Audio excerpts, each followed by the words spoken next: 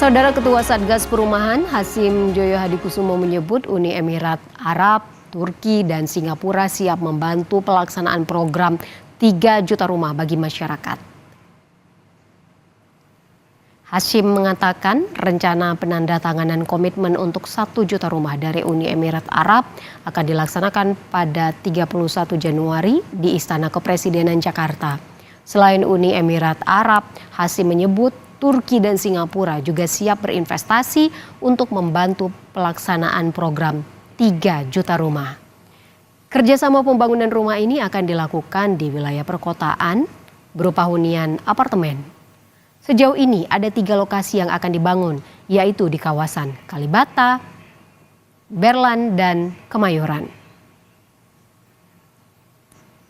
Insya Allah nanti disaksikan Presiden di Istana, itu nanti dari Emirat Arab, Uni Emirat, berarti dari Abu Dhabi, itu nanti 1 juta rumah. Terima kasih Pak Ketua. Itu nanti insya Allah di Istana Pak Prabowo sudah setuju. Saya bisa lapor juga dari Turki ada investor 50.000 unit swasta.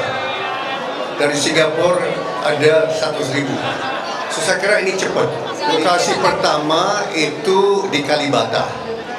Itu 24 hektar dimiliki pemerintah pusat.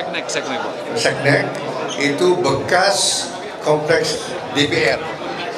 Itu 24 hektar, itu pertama. Terus ada lain yaitu tanah milik Kementerian Pertahanan, Pak. 41 hektar itu di daerah Berlan. Terus ada 30 hektar di Kemayoran. Sebelumnya pemerintah Indonesia dan Qatar telah lebih dulu menandatangani kerjasama pendanaan 1 juta hunian bagi masyarakat menengah ke bawah di Istana Merdeka, Jakarta pada Rabu 8 Januari lalu. Penandatanganan kerjasama ini dilakukan Menteri Perumahan dan Kawasan Permukiman Marwarar Sirait dengan investor Qatar dan disaksikan Presiden Prabowo Subianto.